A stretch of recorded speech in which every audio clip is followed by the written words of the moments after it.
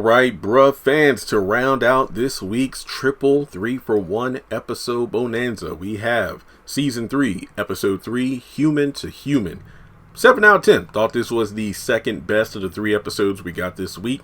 But I think, okay, so my dad's out there cutting grass, so if you hear something, that's what it is. But, okay, so I feel like this episode, one of the reasons that it's not like maybe an 8 or a 9 is the fact that it had no business being 26 minutes long.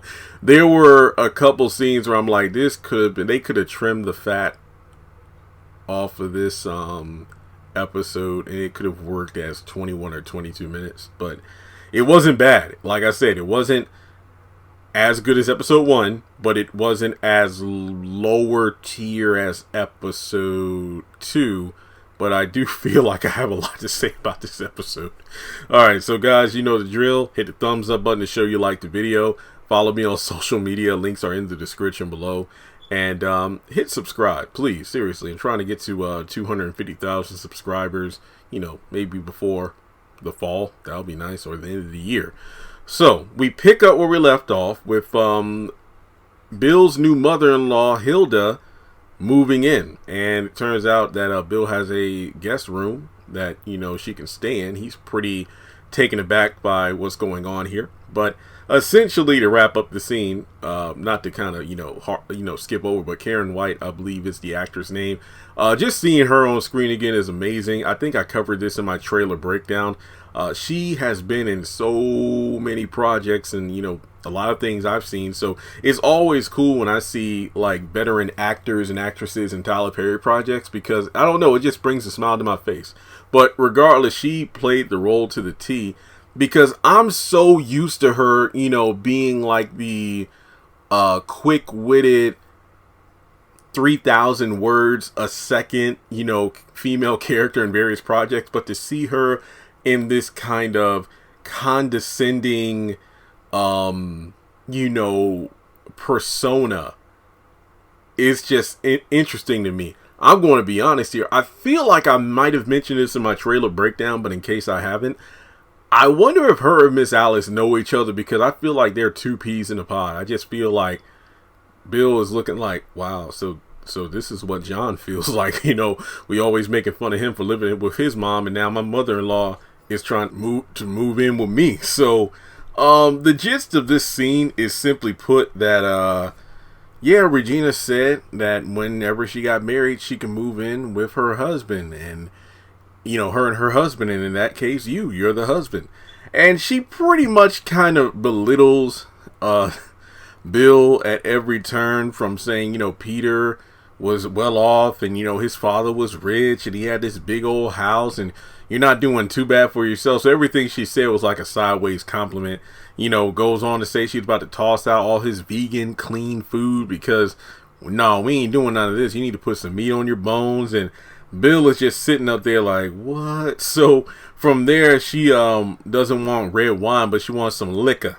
And before things can move further, he tries to go to the bedroom to make a phone call, and she literally says, "You're not going in my room." And I'm like, that's one of the things I never understood about married couples, or, you know, couples in general, where if somebody is paying for everything, how is it your room? Well, in this case, like a third party being the mother-in-law. But essentially, he goes to the bathroom to make the call, and you have Regina and Pam standing out. First of all, it's nighttime. I'm like, holy crap, time flew by. They're standing on the street somewhere, probably, you know, shopping mall or stores, wherever the case may be. And it turns out, well, first of all, Regina doesn't want to hear any of Bill's stuff, even though he's literally trying to be sweet and a loving husband, because, well, that's what married people do. But she wants no part of it. I mean, literally, every time he says something, she seems annoyed or disgusted about it. But basically, things take a turn after he mentions her mother being there. So apparently, she gave her a key, and, you know, she has a lot of bags. Oh, yeah, she travels heavy. And I'm like, yeah, that's exactly what her mom said. And essentially, the whole moving in thing was a joke. And like I said about the whole Regina and her sleeping with Peter, maybe being a lie, maybe not being a lie, there's a lot of double talk in this show, and you can't be 100% serious if they're being, honest or not. But it kind of lines up when you think about it, how Hilda could be like testing Bill, because again, she doesn't know Bill. She obviously has a chip on her shoulder because Bill messed up Regina's wedding to a man who's in a better financial position than him, even though Bill isn't doing too bad for himself. So this could indeed be some sort of test, and this should be interesting. So, things take a turn where Regina gets the impression that, so what if my mama wanted to move in with us? And Bill is like, no, I'm going to get off the phone. Even though it's like, I mean, to be fair, wouldn't you understand him having a certain way about it? Especially because y'all have been married all but what? Not even 24 hours, give or take at this point. Maybe you have. I don't know. But she gets off the phone. So, okay. Pam, for some reason, and this has been my thing with Pam since season 2, the orchestrator of chaos and destruction. Pam thinks that it's a good thing to have her mom there in order to test Bill, because if he can make it through the mother-in-law, then he's serious about being married. And I mean, Regina isn't sure, because even though that's my mom, Pam thinks she's cool. Her mama can get on her nerves. And it's kind of funny because you're talking about this being a test to see if Bill can make it through the marriage. I mean, Bill can't even go one day without doing something stupid. I'm not going to lie, I laughed out loud at that because that is so freaking true. But in the case of Pam, is this just a woman thing where you all conspire plans in order to get your girlfriends to test? This is essentially two can play that game, where you got the women's side and the men's side. They usually got, one person coaching them on how to do this, how to do that. If Pam and Mike were in a good space, would Pam be kind of, I guess you could say, the devil on Regina's shoulder, telling to do this and do that? Like going back to the whole season 2 with Pam coming on to Bill, and it turns out that was some sort of sick test. Why do I feel like Pam was the main one saying, hey, this is what we need to do in order to see if Bill's faithful? I see no good that can come from this plan. And it just seems like Pam's kind of a hater because, unlike Regina, she isn't married. I'm just saying. It's kind of in the same way of Karen on Sisters, where as soon as season 4 started, it started with the whole Preston and then, trying to get Danny, to come down to the salon. The orchestrator of chaos and being a shit starter because she's mad about the whole Zach thing, and then the whole, the way she was looking through the penthouse while Andy was amazed, Karen was kind of just rolling her eyes at the whole thing. And it's like, I mean, are you hating on Andy because, her abusive ex has given her all this stuff, whereas your ex has come up in the world financially and is buying all the things for himself and for Tima that you wish he could have done for you when you were together? That just has me wondering, is Pam a hater, and is that the reason why she's co-signing on this bullshit? Hey.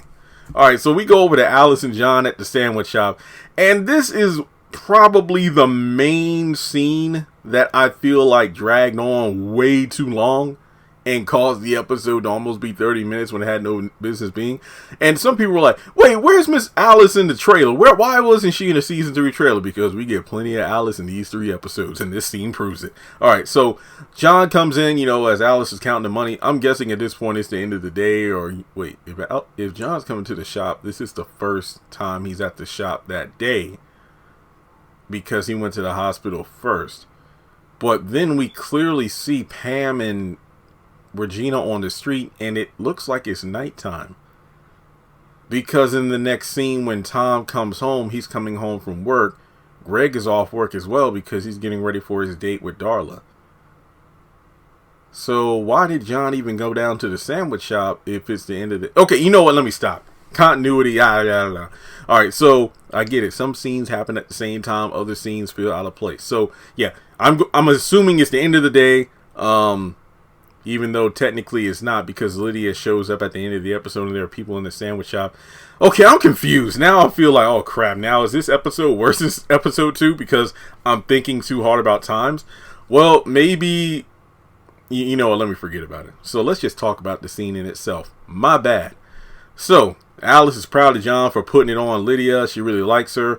And that quickly turns to shock when she finds out about the whole baby news, and she forces John to fix it, even though she makes a very solid point about having unprotected sex.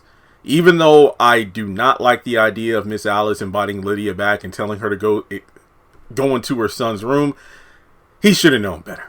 But then on top of that, she does lay down some great, look, I don't really listen to a lot of Cardi B and whatnot, even though Miss Alice is down with the culture. So, I mean, the current pop culture stuff. So she knows about Meek Mill and whatnot. So broke boys don't deserve no kitty cat. And, that's a good point. But at the same time, okay, you know what? I'll save that bit of conversation for the end of the review. So she says, call Lydia over there now. And she pulls out a morning after pill from her shirt, and John's like, I already got one for Tom. Don't worry about it. So, and I'm just going to skip over the other stuff about, cursing at her, cursing at me, yada, yada, yada. We know who Miss Alice is and John and their dynamic. So we go over to Tom's place, and Greg is getting ready for the dinner with Darla. And Tom is like, oh, what are you doing? It's like, oh, wait, my bad. This is your place. I'm just doing, no. It's cool. I'm going to hang out with John or check on Mike. So, you have your date, it's all good.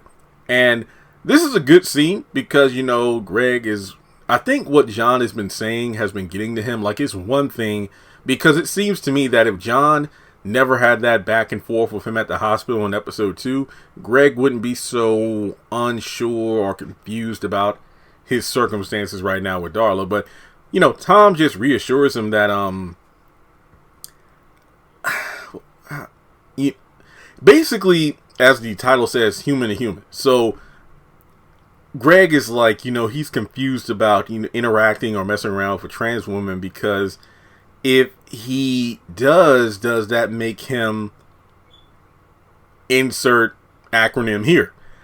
But Tom just says, look, you're just too caught up in what the other guys will think. Mike, John, Bill, all those people, it doesn't matter. If you are just you're not serious about this, you and her just, are kind of feeling each other out, theoretically. And as a result, you're just two people trying to get to know each other. So I thought that was a cool scene. It really was.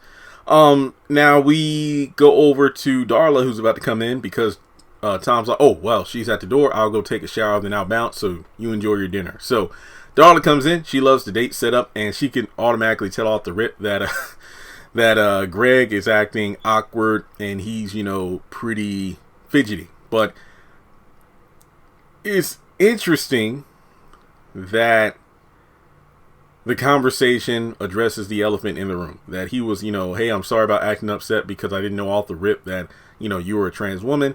And here's my favorite part of this conversation here. And I forgot if Greg said this in the finale of season 2. He probably did, but remember, it's been a while. He apologizes. Not, it's interesting because it went from, I blew up because I didn't know you were a trans woman. But the thing is, I was wrong for touching you before you were ready. And that, to me, was very important, especially in the day and age we live in regards to consent and no means no. Because Darla made it clear, even though it definitely feels like there was an attraction there, going back to like season 2 and whatnot, that she wanted it. I mean, even that hilarious improv line of, I haven't F since quarantine. She was not ready to cross that line, but he was feeling her way too low, and that's how things blew up a couple episodes ago. Well, excuse me, towards the end of season 2. But then we learned some backstory here. The fact that in college, there was a guy she liked, and he liked her, and then eventually he found out she was a trans woman, and he actually hit her a lot, and even humiliated her in front of his friends. And as a result, she dropped out of school, went to the police academy, and she, made sure she would never experience anything like that again. So, Greg apologizes, but thankfully he didn't react in the violent way that this guy from college did to her, which makes me wonder. I wonder if somewhere down the line we meet this guy who, abused Darla in college. Because remember, one of the big story beats of season 1 was the dean's daughter in college, where the bros went, that got drunk and, Mike actually had relations with, and she actually claimed rape, and then John took the fall for the bros and he got, locked up. So I wonder if down the line this college dude will show up at some point in the series. Just, potential breadcrumbs that could either lead to a bigger storyline later on, or for the birds to come eat the crumbs and it leads to nothing. But as always, I do like character backstory. Now from there, the elephant's out of the room. They pretty much plan to enjoy their dinner. And it's kind of funny because he just says, well, I'm not sure if I can have sex with you. It's like, boy, please, like, we ain't going that far that quick. It's like, come on now, you want me. So it's funny to have a little back and forth there. And that's, all there is to say about the scene. I do think it was definitely one of the highlights of the episode. And now we're going to end things with the sandwich shop. Lydia comes in going off on one of the customers, asking if she's effing John. And they sit and talk. And this is one of those things where they are having two completely different conversations. I have no idea how. Look, I don't understand women. I have a number of degrees and I'm a 30-year-old man, but I do not understand women. So I'm just sitting there like John, like I have no idea how she's getting engagement or getting married out of I don't even know you when I'm not ready to be a father. So at first, she thought it was an engagement ring or a bracelet, but there's a morning after pill and she doesn't want it because she's not really understanding how John's feeling. And apparently her ex, the argument that led to her murdering him began over the fact that he said he wasn't ready to have kids. And even though John makes it clear, look, I'm not ready to be a father, and I don't really know you. Oh, well, we have 18 years to get to know each other. We'll be fine. And she makes it clear that she's having a kid, and she leaves the sandwich shop, and that's the end of the episode. And I'm just like, going back to what Miss Alice said about broke boys don't deserve no kitty cat. The thing about that is, and look, personally, and I've been very open about this on the channel because you know me. Personally, I'm saving myself for marriage as well as having kids post-marriage. I am not in I don't know, when I grew up, I'm Christian. I did it for the biblical thing, hey, that's what it says in the good book. I'm going to, virgin until marriage, and then after marriage, have kids. But then as I got older, it became more of a personal choice as opposed to a religious choice. That's just me. That's my lane. That's the way, I roll. But when I look at, today's society, and especially because, again, I'm 30, so a lot of the people I was in, public school with, in college with, a lot of them have kids now.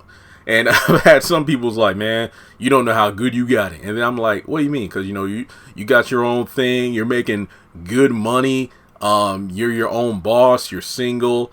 Man, I wish for those days again. But people know I'm an introvert. I'm a homebody. So I've never been that going out to parties and, sex and drugs and all. That's just not my scene. And that's nothing to get. And that's not a knock to people who were the people who enjoy that kind of stuff. That's just not the lane I drive in. But it's interesting to me how the dynamic, and hopefully, if any female viewers are watching this, I hope you chime in. It just doesn't seem fair on both fronts. The fact that despite, yes, it being Lydia's body and it being her choice to have that baby, it's one of those situations where John isn't ready. John doesn't have a lot of money. Even though he was technically innocent, his criminal record hinders him from really moving forward in life in terms of doing better for himself. But you decide, hey, I'm going to, quote unquote, trap this man by purposefully having sex while I'm ovulating. It just doesn't seem right. But at the same time, he definitely should have known better than to have unprotected sex. So I'm not, telling John or saying John is completely innocent in this. Same thing when it comes to Bill and the Regina marriage. Like, if she takes half, it's like, I don't think it's right. But Bill, that's kind of your fault. And then her fault for then again, it's been written or portrayed like she got married out of revenge, which, I don't know, the weaponized marriage like that. It's just like Lydia weaponizing her vagina. So, I don't know. I just feel torn on this. And then it goes back to Miss Alice. What the hell was she thinking? I just don't know. I mean, hopefully this leads to us meeting John's dad, because I'm wondering, like John said as the final line of the episode, is this what my dad felt like? Is this what my dad going through? And I don't know. I was laughing to myself because I think it probably has to do, and if any of the cast members are watching, probably, you can answer this. But the fact that every time anybody comes in the sandwich shop and they're having a conversation while sitting, not at the food counter, but at the, at one of the tables, it's always the same table. It probably is a camera angle thing. That's probably what it is. And I think it's funny, as soon as Lydia leaves, John kind of yells over to some of the other customers like, y'all heard all that? Why ain't y'all do something? I'm like, well, man, what are they supposed to do? I mean, is it wrong to force her to take the pill? Well, technically, yeah, because I guess you could say in a way that's drugging her. Like, what if you put in a drink or something like that? Definitely gives off Cosby vibes. I don't know. It's like, hey, have a drink. Okay, wake up. I don't know. But it's just one of those things where, I mean, it just goes to show the Tyler Perry futuristic writing, where obviously, Tyler wrote this and, filmed this a while ago. Yeah, a while ago. So it's like he probably didn't know about the fact that abortion would be such a hot topic over the past couple weeks in today's society. So yeah, it's crazy because, and look, like I said, abortion is a hot topic now, and I'm just making a clear disclaimer. I am no way trying to either promote or say, I'm pro-life, anti-life. Just putting that out there because, again, nowadays, you got to put a disclaimer so nobody twists your words. But I just don't think that it's wise to knowingly get knocked up by someone who can't financially sustain a baby. It just seems completely unfair. And the justification of getting pregnant is, John, I like you and I know we'll make cute babies. You barely know each other. And just because you and his mama get along, it's just weird to me. But then, like I said, that's not the lane I roll in. It's just one of those things where I'm very curious to get fan feedback. People who are in either relationships or they have children. Like, when you had a child, were you ready? I mean, John, it's just, I remember seeing, what was it, Vlad TV, Earthquake, the comedian, he was on there and he talked about how, is it Summer Walker, the one who put out that album that some people call Bitter Baby Mama music. Like I said earlier in the video, I don't really keep up with a lot of current music, not a lot, but women make that final call, like when they find out they're pregnant. Like if the man or baby daddy, if the man says, I want to be a father, and the woman decides, I don't want to be a mother, and they abort the child, or whatever the case may be, hey, I can't be a father if you don't want to be a mother. But if you choose to keep that baby, if I'm not ready to be a father, I have to be a father. So it's just one of those things where it seems unfair to the child. But then look, I know, like, I'm tripping over my words, not because I'm nervous, but because I'm actually fascinated that this show that's a comedy can lead to such heavy discussions. And again, that's one reason why I really like it. So let me know your thought process. I mean, how do you feel about Lydia, I don't want to say putting John through this, because yet again, I have to say, John did this unprotected, so he has responsibility. And he should have called Charlie in season 1. No, I will not let that go. It just seems like there's so many people to point the finger at. Like, it would have been different if, let's say, Lydia pulled a knife on her, like, look, if you don't have sex with me, I'm going to kill you like I did my ex. Then that's an entirely different conversation. But thank the Lord they did not have sex while he was asleep, because that would have definitely given me some Batman and Talia al Ghul leading to Damian Wayne situation there. But if you read DC Comics, then you know what I'm talking about. So, thankfully, we didn't see her take advantage of him while we're sleeping. But then again, she said she was there all night, so ain't no telling what she was doing while, he was asleep. That's all I'm saying. And she murdered her ex. She seems a bit unhinged, and you chose to have sex with her anyway. I'm going to regret this. Damn right. And then it just makes me, even more frustrated with Miss Alice for getting on her son for doing it unprotected. And while she has a point, it's like, well, Miss Alice, for as much as you belittle and think, unfondly of your own child, why then would you assume he would use protection? Just saying. Alright, that's all I gotta say about this episode. Despite me having some gripes, it did lead to a very interesting discussion that I hope we can, again, continue in the comment section below. So, let me know your thoughts on this episode of Bruh. Like and subscribe, as I mentioned before. Hit the super thanks button if you want to donate to the channel. And with that being said, I'll catch you in the next one.